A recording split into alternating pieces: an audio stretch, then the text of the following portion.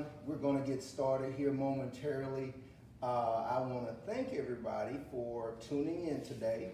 We have an excellent broadcast today. In fact, I've got a panel of two professionals that are going to be joining us today to speak about some of the economic impacts that everything that is happening here in the last few months. So I'm going to give everyone some time definitely to tune in, to start jumping on. Go ahead and send some messages out and let your Facebook friends and family members know that the Endangered series is about to get started. Of course, I'm elated. I'm so happy to have a beautiful young lady and Tiffany Todd Wilson with us today. Of course, as the Endangered series gains more momentum, we are so happy that we're going to be bringing guests because we want to be able to see and hear the voices of our community. Ultimately, as we, hi, I'm Brenda. We're so happy to see you and know that you're tuning in. Everyone, send us a message. Let us see your message that you joined. That is so uplifting to know that you're tuning in. I see my cousin Tasha. We see you. Hey guys, write in the chat. I don't know if I have it set. Hopefully I have it set correctly. Whereas when someone sends a message that we can see it. Let me make sure that that's on.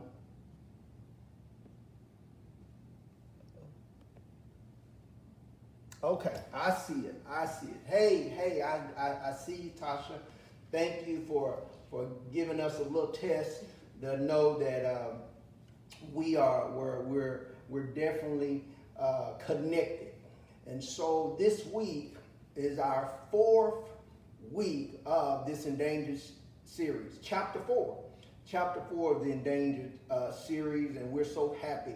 I know it's 5 o'clock, and I want to always respect everyone's time. We want to definitely respect our hosts, our hostesses, as well as the other gentleman, Mr. Bo Powell. He'll be joining us here momentarily. But as always, I want to start with a story. Now, over the last few weeks, we've been able to look at the impact of how injustice has really plagued us for years. Today I want to start out with a story that takes place in Tulsa, Oklahoma. In 1921, in Tulsa, Oklahoma, on May the 31st, a traumatic event takes place. A young man by the name of Dick Rowland. He's a shoeshine boy. He's no more than 19 years old. He proceeds to go into a high-rise or a building called the Driscoll Building.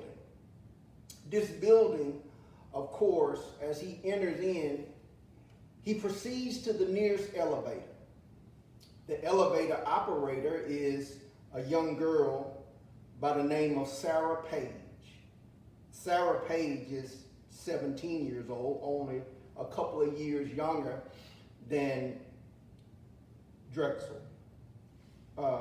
Rowland. I'm sorry.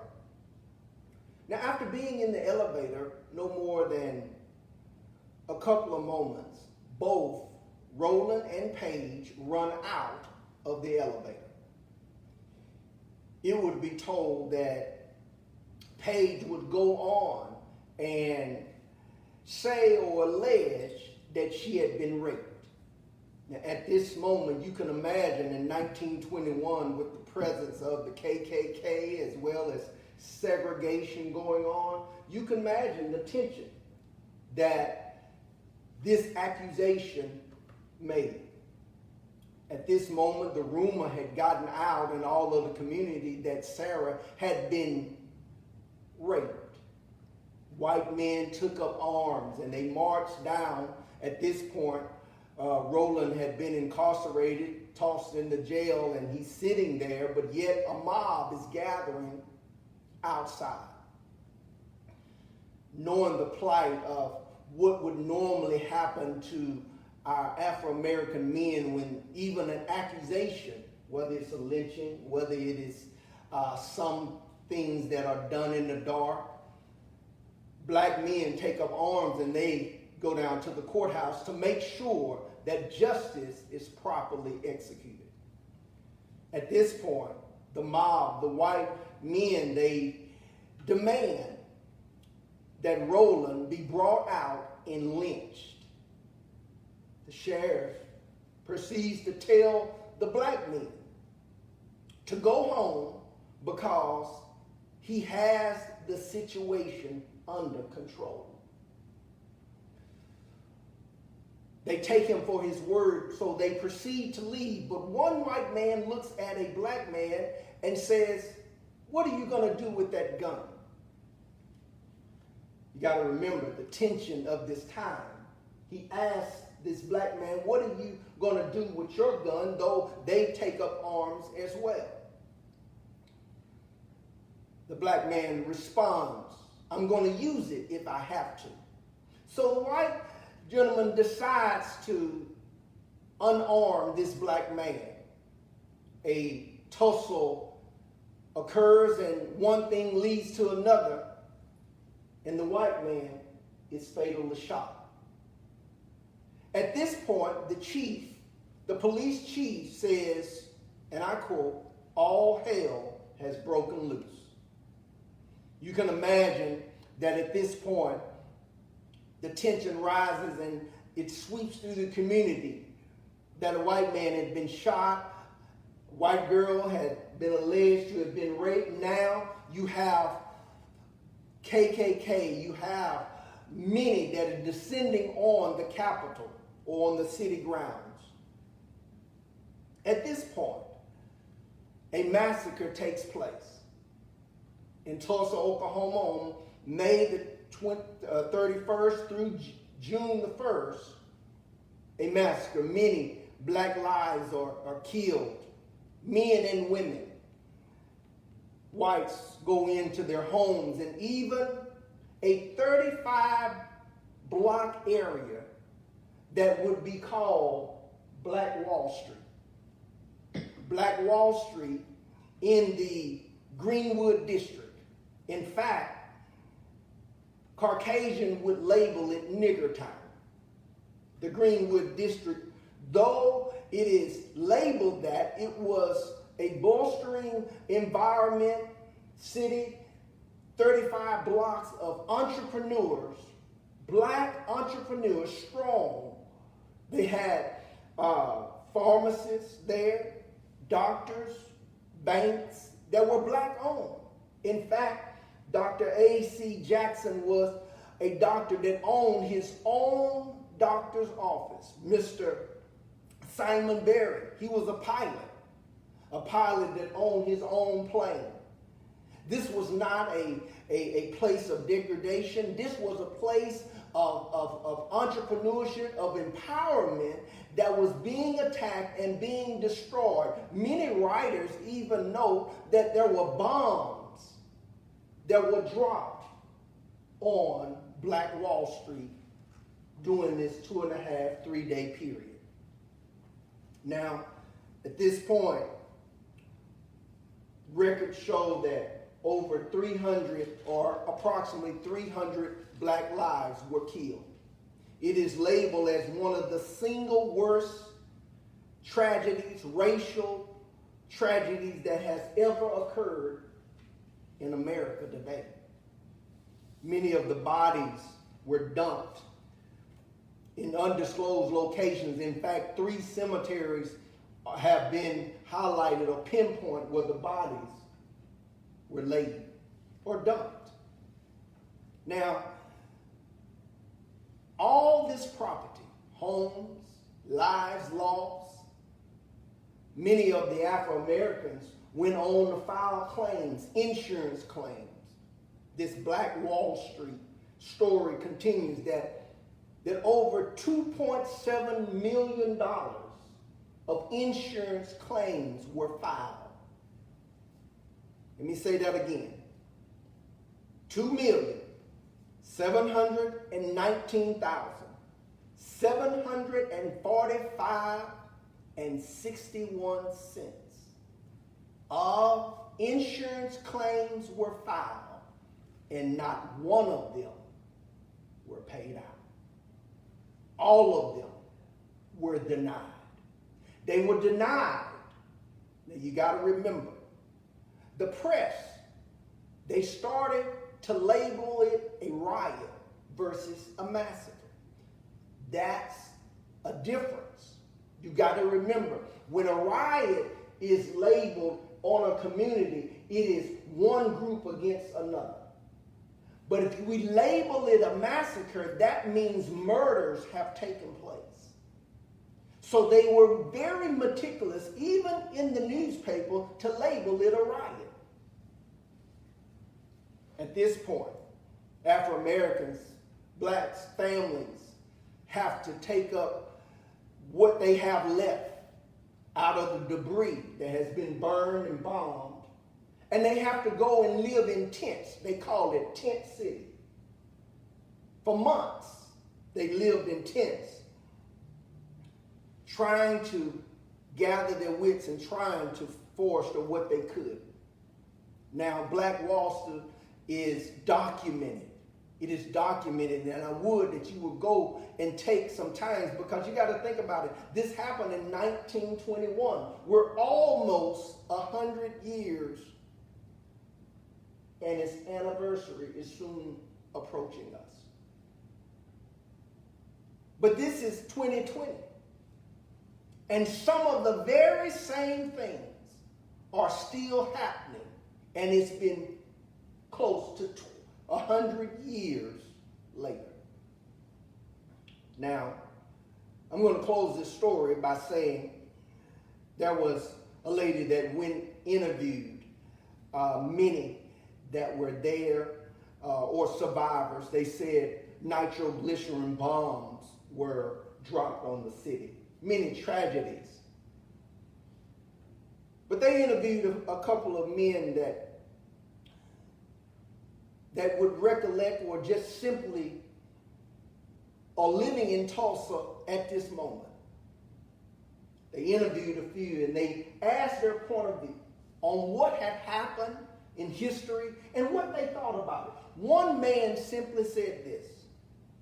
He says, to go back and excavate, to try to find these bodies, because many believe that these bodies, that they should be placed at rest properly, not just simply dumped in a shallow grave. But one Caucasian man simply said, it would be a waste. It would be a waste of money.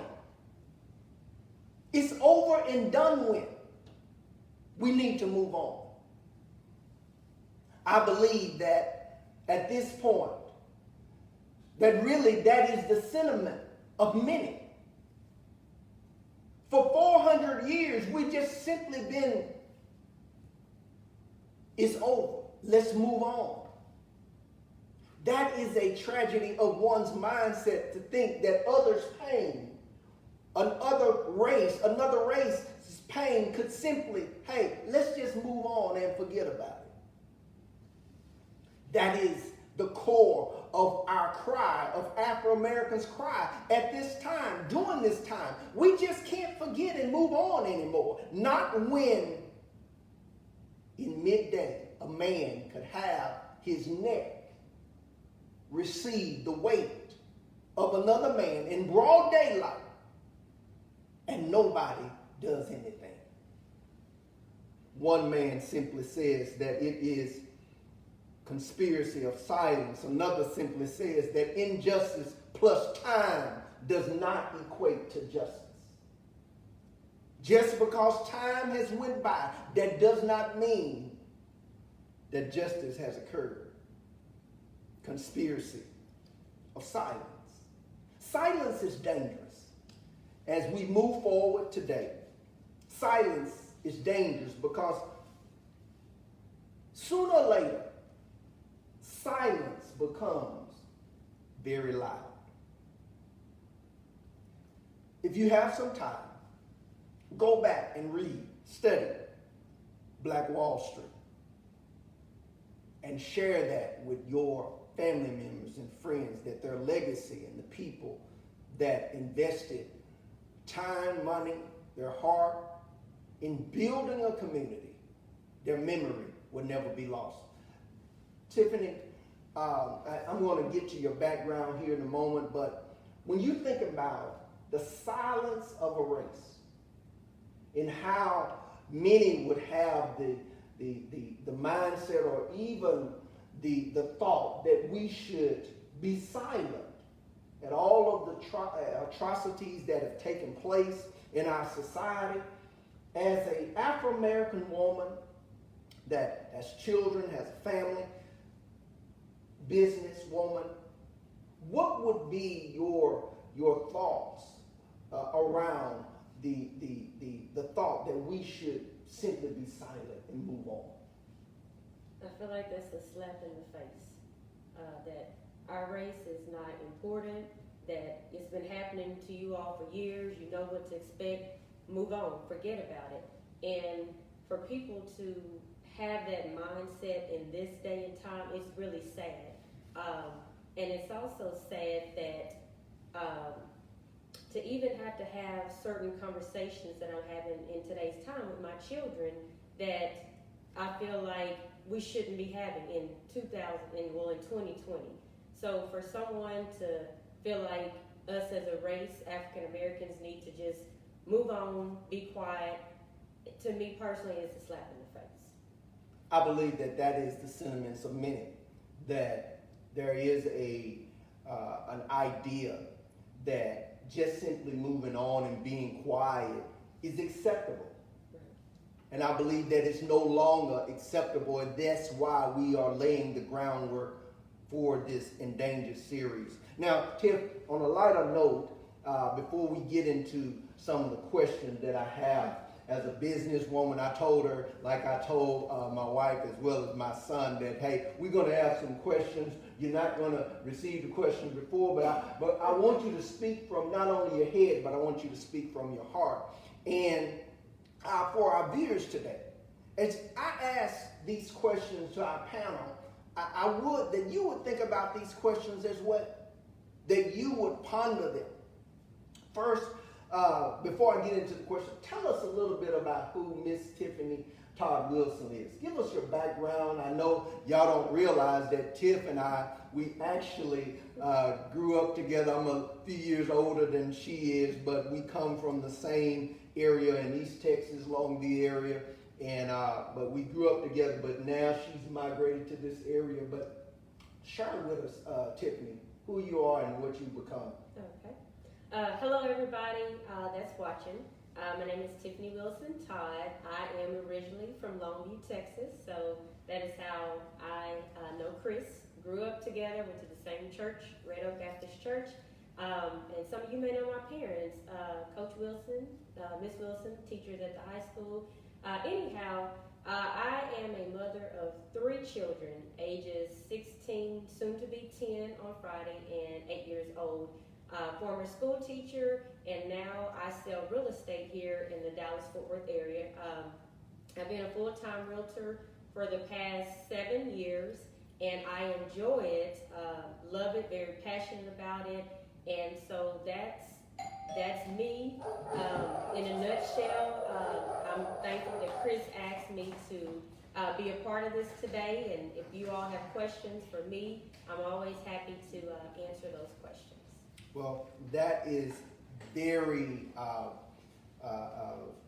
beautiful for you to definitely share that. You know, Tiff and I go a long way back, as she stated, to see this transition that she's made here in the Dallas area from East Texas. It's been phenomenal to see her growth, as well as to see how where we come from, as well as what she's doing now.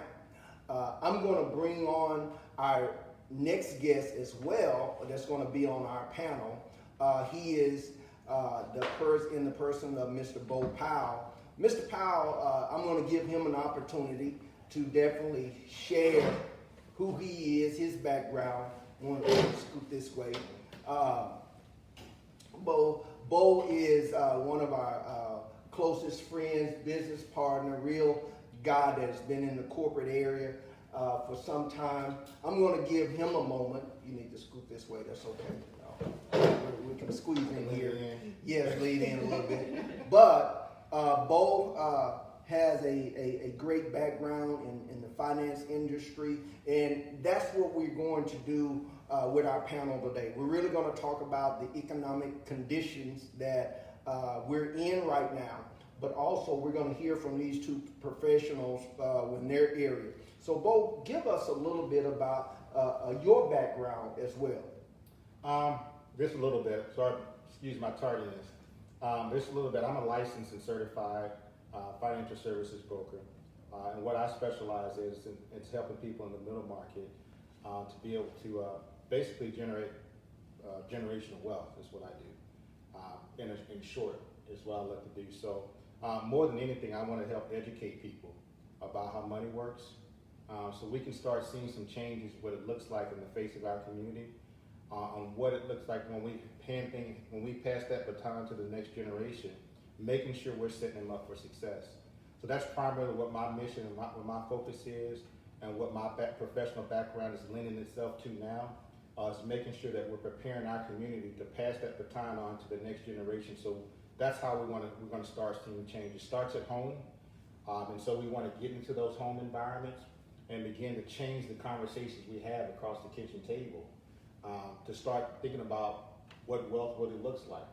I think everybody can agree that there's a lot of money in the African American community, but we're not really putting those monies in the best uses right now, so we're not really seeing some of the benefits. So that's just a little bit in short about my background and what my focus is. You know what? I really appreciate Bo coming on and being a part of our panel today. We've been able to see and hear what they're doing now. And as I told both of them, listen, we're going to have some questions, but I want you guys, as I often do with some of our panelists, I want you to think back, though. Okay. Think about where you are now, but think back and share with us. You're professional, you're polished now, but when you think back on your first experience of racism,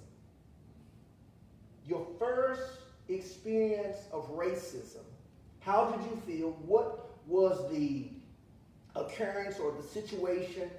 Because I want you to understand that just because we are at a particular place, that doesn't mean we all didn't have a history.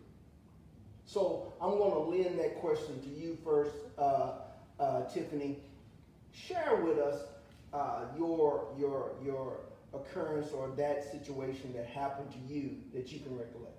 Okay, I remember it like it was yesterday. I was in the 3rd grade, and I was in Amarillo, Texas, at my sister's club volleyball tournament, and it was me and two other boys that were maybe a year or two older, and another little girl, and we were down like in this little pit area, and we had been tossing the volleyball to each other when we were playing. And so I remember the ball came to me, and the little Caucasian boy came up to me, and he said, "Give me the ball, you black nigger." And I said, "What did you just call me?" He said, "You heard me, you black nigger." And the other boy that I was playing with was Caucasian too. And so I remember saying, "Call me a black nigger again and see what happens." He said, "Black nigger." And I punched him in the face twice. And so the other little boy that I was playing with, he was like, "Hey, why don't you call her that? Don't do that." And he was like, "Come on, Tiffany, let's go." And so I remember we walked outside, and my parents were sitting out in the vehicle because it was in between games. And I remember I went up to my dad and I said, "What would you do if somebody called you a black nigger?" And he said, "What?" Because the question came out of nowhere. And he said, "Why are you asking me that?" And my little Caucasian friend, because I knew him, he was there with me, and he said, well, Mr. Wilson, we were playing with the ball, and this little boy called Tiffany a black nigger. And my dad said, what?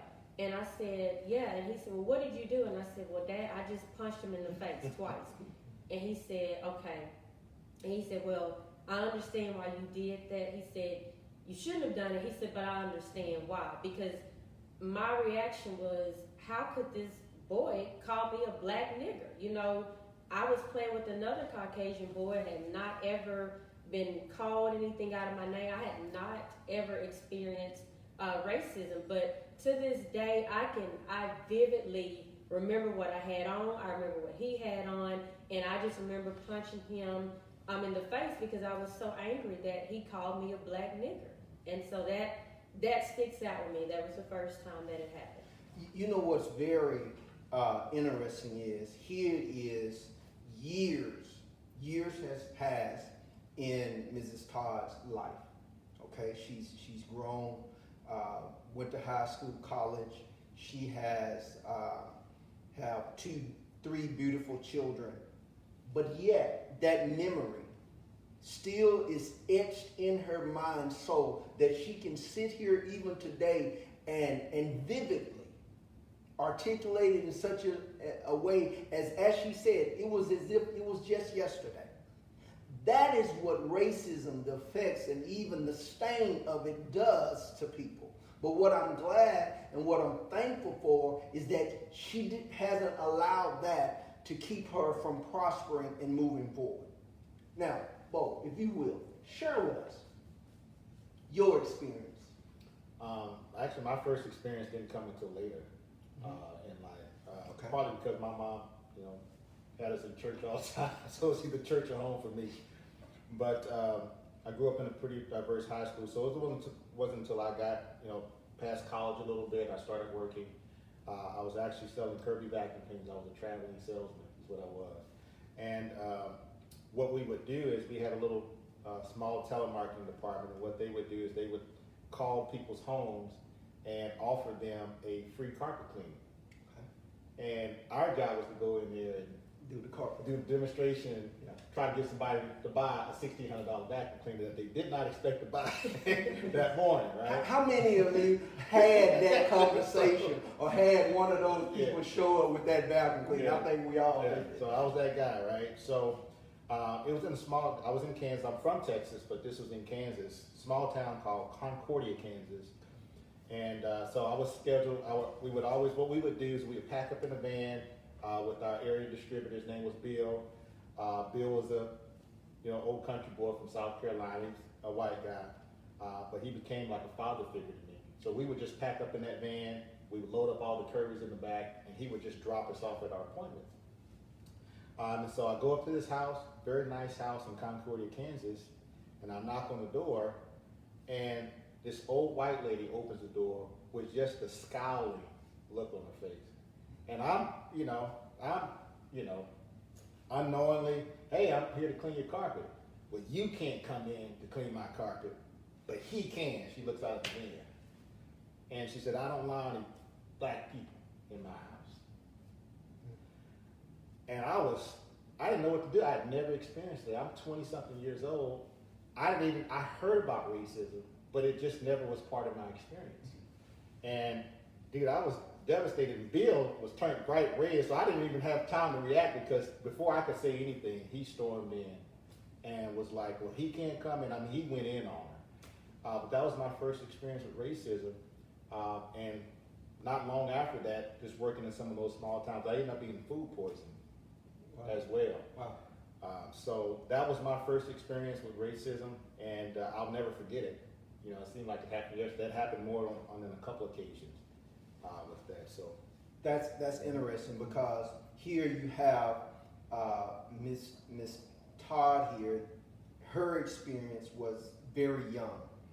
Here you have Brother Powell here. His experience is in his 20s.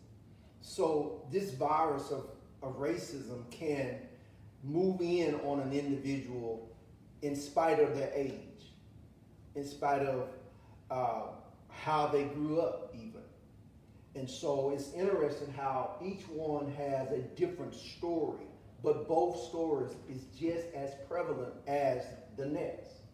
Now, what's interesting, this wasn't planned, what's interesting is in both situations, Ms. Todd's as well as Bo's, there was another individual there that was their advocate or literally stood by them during that time. Now, this is what we got to remember. On this Endangered series, we want to point out the injustices, but we also want to point out the things that are done right by our Caucasian counterparts. Okay? The little boy, no more than your age, was a Caucasian little boy that scolded the other white boy for calling you a nigger. Mm-hmm. Here, Bo has a colleague that is turning beet red at the behavior of someone that's giving him racist remarks. I believe we can learn something from both of those stories, that our Caucasian sisters and brothers that understand that Black Lives Matter, we want you on the front lines with us to say wrong is wrong and right is right. We need to lock hands, as Dr. Martin Luther King would revel in the thought that we should all come together as one nation, one race. All of our blood runs red. We should all join hands and stand with one another. And I believe that it's interesting how both of you all had someone there of the Caucasian persuasion that literally stood up for you. Now, moving forward, when you look at your background now, you're in real estate, you're in the financial industry, how do you all bridge your faith and your expertise with everything that's going on in this day and age? How do you know that someone is struggling, they're about to lose their home, but then again somebody's struggling financially? You both are believers. I meant to share that Bo, he wears many hats. He shares the word, teaches the word, preaches the word. I thought I'd just throw that out there. But anyway, and I know Tiff from Sunday school. So I know both of them are rooted and grounded in the word.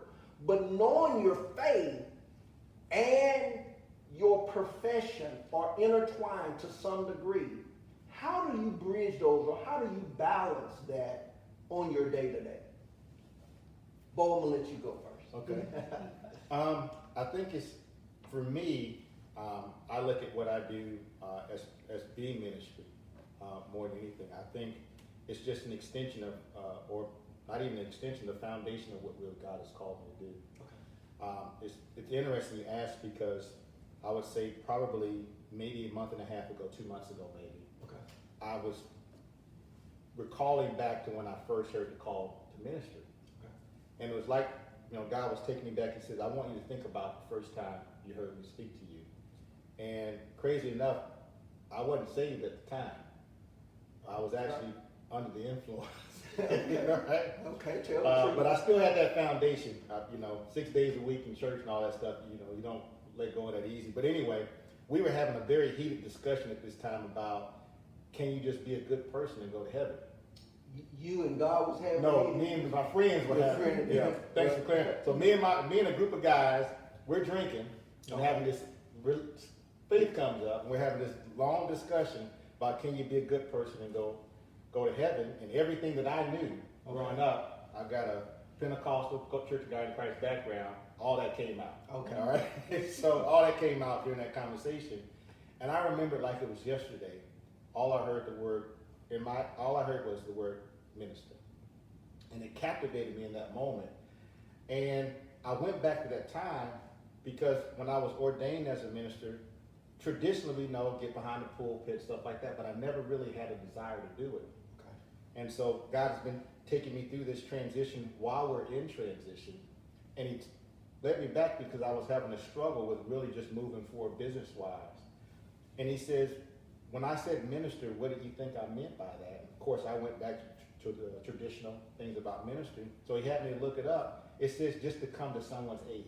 Exactly. That's what ministry is, to come to someone's aid, to come alongside and help them. So that's what my ministry is in financial services, to come alongside to help. Now, sometimes that help is a solution-oriented help where I can provide services for them. But there have been several occasions where all I was there to do was pray. All I was there to do was pray. So for me, they're one and the same. You know, being able to help people financially is just what God has called me to do in the earth. And then every once in a while, I may get the chance to preach and teach. You know what? I think that's awesome, because what Bo is actually essentially doing is defining the transition even of the church now.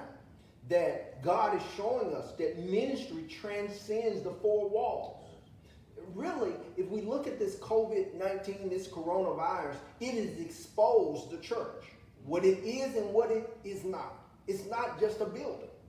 And so to say, to come alongside and aid someone, that is true ministry. To be able to intertwine that, whether you're sitting down, Bo, and doing an investment for someone, or putting their love insurance in place, their income security in place, I think that's beautiful. I commend you for that. And I wanted to get your ear. Tell us, when you look at, you're a realtor, you've been an educator as well, tell us, how do you bridge the gap, or how do you intertwine your faith and your profession? Okay, so it's funny you asked this question, and I'm glad you did, because I thought you were going to ask some type of hard question. And actually, I've been doing a lot of just thinking about this exact question here lately, because you know how you can sit and you can kind of reflect on your life and different paths that you've taken. And so I was thinking, just the other day, I was like, gosh, I see why God did this, or I see why God did that. And so I'm going to back up just a little bit. So I mentioned about me being a school teacher. Now, both of my parents were educators. And when I was coming up, I said I'd never be a school teacher. Just wouldn't do it, because my mom and dad were teachers. However, when I finished college, I became a school teacher. Now, at the time when I got that school teaching job, I was teaching pre-K. I was just doing it because I just needed some money. I'm going to be honest. Did the pre-K for 1 year, realized that was not for me, and I transitioned into high school, 9th through 12th grade. So I made a big jump. And so it was going into my 4th year of teaching. I'll never forget this. And as you listen to me, I have a story that I can relate to almost anything. And when I taught, I use stories to get across to my students. So doing that today. So anyhow, it was going into my 4th year of teaching.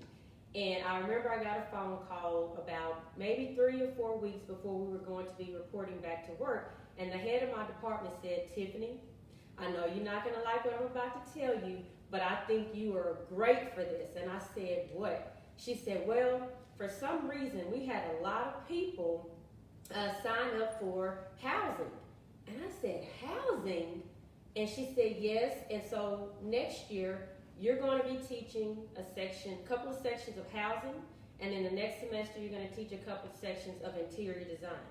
And I said, what? And I was mad, because I'm thinking, I saw those kids when she was teaching housing, and they would have their head down, they were not engaged, they hated, and I heard her teaching the lessons, and I was thinking, oh my God, this is a boring course. So anyhow, at the time, I was not a homeowner, and so I'm thinking, why in the world am I going to be teaching housing and interior design? I don't know anything about it. Well, one thing about me is that I never say I can't.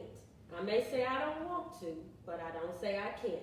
So I got to thinking, okay, if I am 14, 15, 16, 17, and I'm taking a housing class, I'm not thinking about buying a house, but my thought was, how can I get across to these students to where they can relate, they're going to be engaged? So I started looking up different businesses that maybe had like countertop businesses where I can go get some sample granite. And then my grandfather had this house built for me when I was in the 3rd grade. It was just a house, and it was at my parents' house. So I said, okay, maybe I could get that. And then I had a friend of mine that worked at Walmart. I said, well, maybe I can get them to donate a couple of gift cards to me. So I did all of that. So by the time school started and I was teaching housing, and by the way, I almost left teaching at that school because I didn't want to teach housing. I had actually applied in another school district and I paused my application. So anyhow, got into that school year. I was teaching the housing class, and we started doing all this stuff, and the kids were really engaged. Well, guess what? Later that year, I go, and it's time for me to buy my first house. So guess what? As I'm going through the process, because I had taught housing, I had a little bit of knowledge. Now, I didn't know everything, and real estate was still not in the picture, but I knew a little bit, so I was able to relate even more to my students. Okay, so I buy my house and everything, and I'm teaching. So mind you, I'm teaching 9th through 12th grade. I'm teaching kids with different backgrounds, different personalities, and I'm able to adapt. So after teaching 9 years, I decided I didn't want to teach anymore, and I was desperate to get out of the classroom. So I'm thinking, Lord, okay, what can I do next? Where am I supposed to go? So I get on Facebook, and the lady that had sold me the house, she put a post that she was starting her own brokerage. She was looking for 10 people to train, and I said, oh, real estate. I'm not the greatest in math, but I'm desperate to get out of the classroom. So let me just reach out to her. I reached out to her. She gave me the information. She said, I think you'd be great at real estate. 2 weeks later, I enrolled in real estate school. A month and a half later, I had my real estate license, and I resigned from teaching.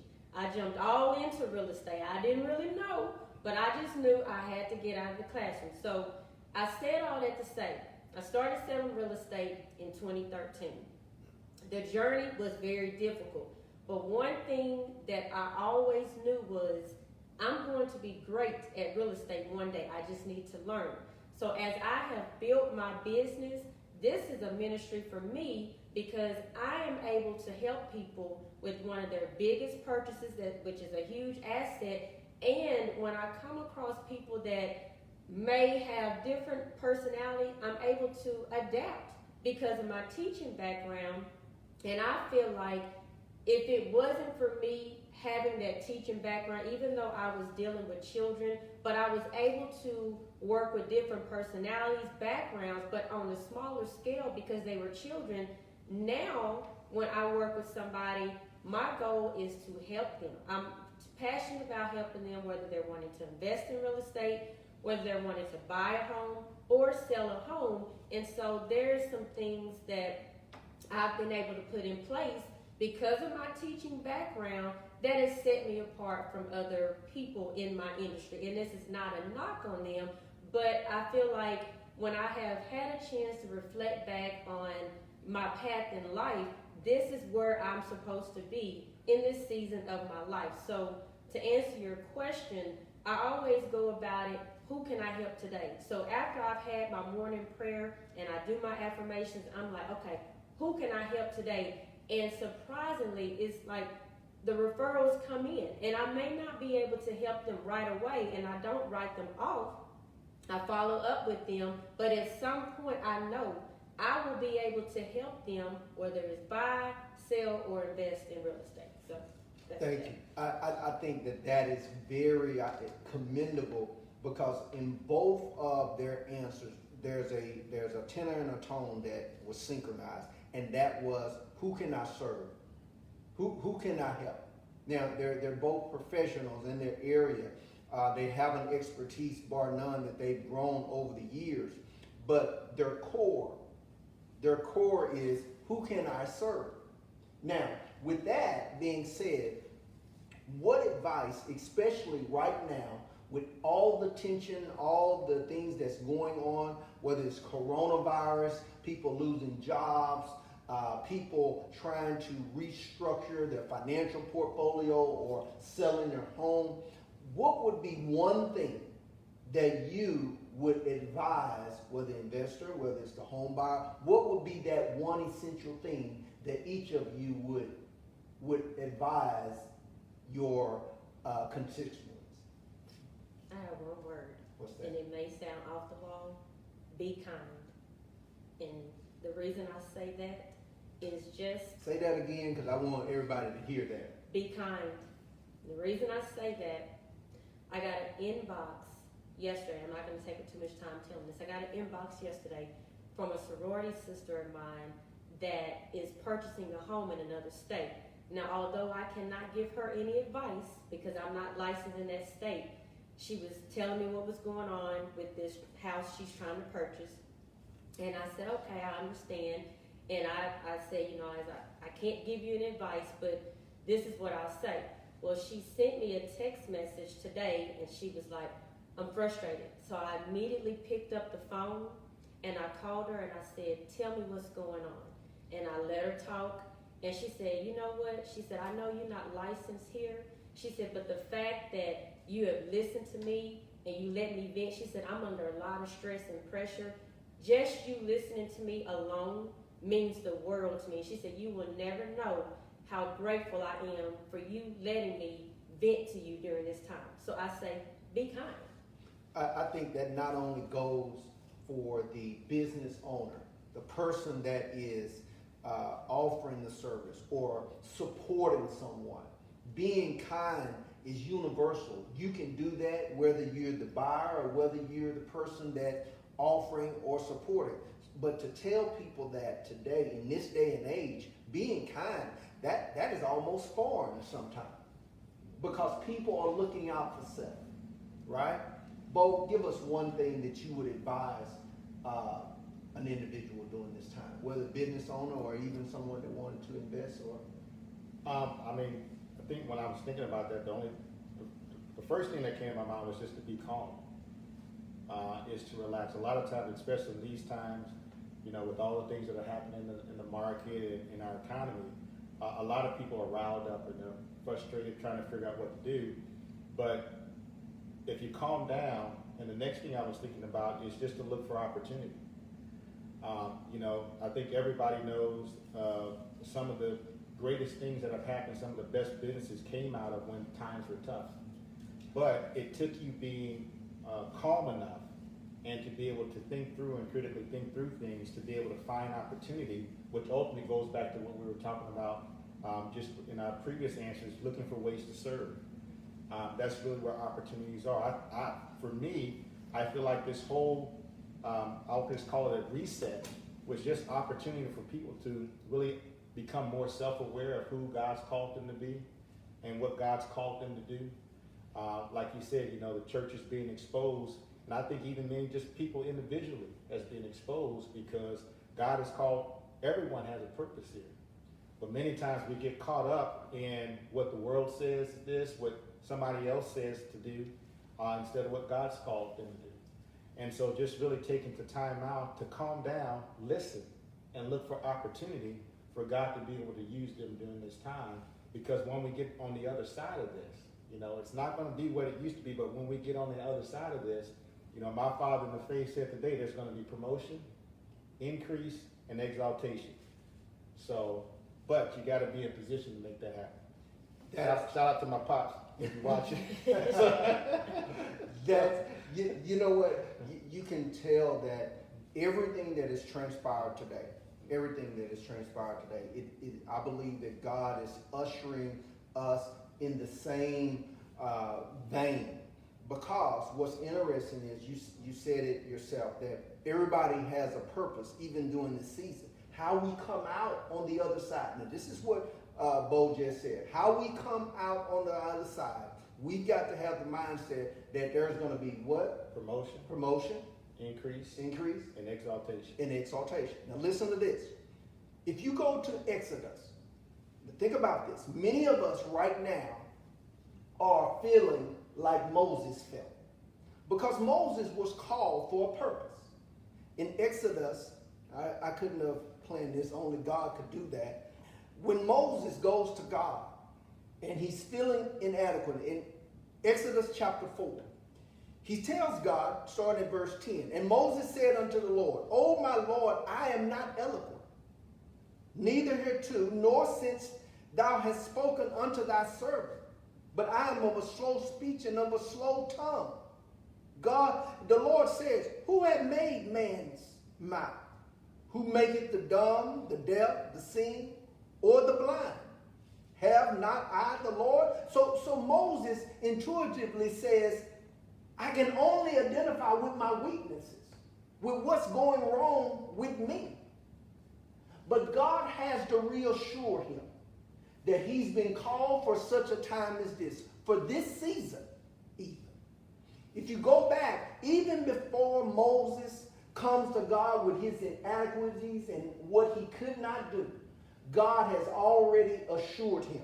Because when you go back one chapter, and I'm going to end with this, God tells him in Exodus chapter 3, starting with verse 19, he says, and I am sure that the king of Egypt will not let you go. No, not by a mighty hand. He says, I will stretch out my hand and smite Egypt with all my wonders, which I will do in the midst thereof. And after that, he will let you go. He ends by saying this, and I will give my people favor. That is one thing that we are looking at and said, how does favor come out of this situation that is sweeping the world? But God can give you favor even during this time. He says, in the sight of Egypt, and it shall come to pass that when you go out of Egypt, ye shall not go empty. That's a word for somebody today. You will not go empty. Believe that in your heart, that when God sent over 2 to 3 million individuals out of Egypt, they were there 40 years, but when they left, they did not go empty. That's a word for somebody to let you know that you will not go empty. He will prosper you. He will even bless you, even in this time. He will strengthen you. See, wind can be used one of two ways. Wind can be used to hinder you from moving forward, or wind will propel you forward. I'm reminded the late, great Miles Monroe. He would often say that when he was teaching on the kingdom or being a leader or even purpose, he would often say God gives us those raw materials. And many times he hides the chairs in the trees. He hides the chairs in the trees. We have to look at, even in the midst of racism and everything that is going on in this day and age, look at how the economic conditions are up and down. But you have to remember, when you have people such as yourself, Bo, we thank you for coming on, as well as Tiffany. When you have these individuals that's basically saying, I'm going to serve. That's what we need, business owner, entrepreneur.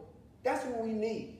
Because we could easily fall in the gulf or the abyss of everything that is wrong. But find what you can do right. What you can do right. I often end this segment, and I'm going to end this segment by asking, there's a segment that we always end with, or that I always bring to light. It's called our one word. In the midst of everything, the truth is, this Endangered series was birthed out of that one word that I found that a few weeks ago. God, I feel endangered. I feel the weight of everything that's going on. Whether it's good or bad, I've heard so many men and women express. Some express, hey, I'm simply, as my wife eloquently put it, I'm pissed off. My son, hey, it's treachery. Mine is endangered. One gentleman was peace, another suspicious. What is your one word?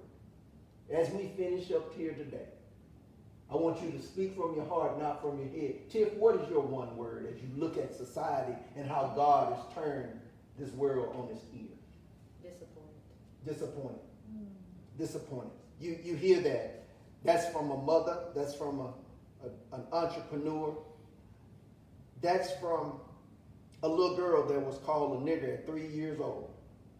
She said, I'm not 3 years old, but third grade, nine. She says, I'm disappointed. Elaborate on that.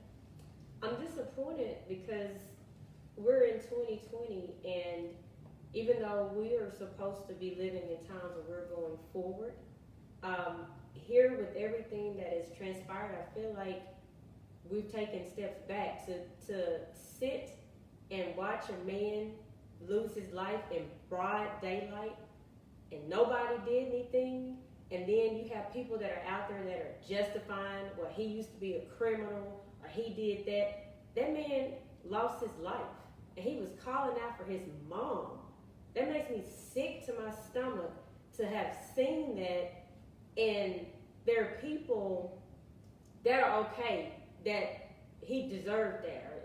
That's what he gets for his past life, when God forgives us for so many things that we've done worse in our life, where we shouldn't have even been where we are today. But because we serve a God that forgives, no matter what we do, he doesn't judge us. I'm disappointed, and that's what I have to say about that. Now, I believe even the sentiments, as Tiffany so eloquently put, that God forgive us. That is the power of the cross. That is the power of why he shed blood on the cross, is to give us that forgiveness. No matter our wrong, he still forgives us. Bo, what is your one word, sir? If you'd asked me this a couple of weeks ago, I probably would have a different word. But the only word that I can think of right now is I'm hopeful. And the reason I'm hopeful is because, as tragic as, what happened to Mr. George Floyd, seeing that, obviously that caused a lot of anger and frustration. But I'm hopeful because now we do have a lot of our counterparts beginning to speak out and make noise. So am I still frustrated and angry? Absolutely. But I'm hopeful because I feel like now we have some of those people who are now coming alongside of us, who have a voice and influence, who can begin to speak out with that. I was just looking at a video by, I'm a former basketball player, Coach Mike Krzyzewski. I probably pronounced his name wrong, but he was just admonishing people, our white counterparts, to say, look, this is something that's been going on for the last 400 years. Never in history have we really had that much, I would say, backlash from our white counterparts beginning to speak up and speak out. And so my one word today is hopeful. Because to me, outside of that, if I don't look for that, then I begin to kind of fall back into those other feelings that I've had just in watching, what has transpired and what is still transpiring in our community. I think just yesterday there was a shooting in Jefferson Park at the Breonna Taylor's protest. However, at the same time, there were white protesters out there too, who were in the midst of that. Right. So I'm hopeful while angry at the same time. So that's my one word. I'm hopeful. Wonderful. That's what makes us unique. That's what gives us the latitude to be able to navigate everything that is going on. Hey guys, it's been beautiful to have both of you on the program today. This Endangered series, I believe that it's gaining momentum. I'm prayerful. If you that are watching, forward it, share it with someone. Because I believe that the enlightenment that God is giving us doing these series, I believe that it will liberate people. I believe that it will set people free. And I believe that ultimately, if Christ be glorified, if Christ be uplifted, there's no hell that he can't bring his children through. May God bless you. May God keep you. It's my prayer. Thank you again, Mr. Bo Powell, Tiffany, Todd Wilson. We will see you guys next week, same time, same place. Again, here on the Endangered series. We look forward to see you same time next week, 5 o'clock. God bless you and may you have a wonderful, wonderful week.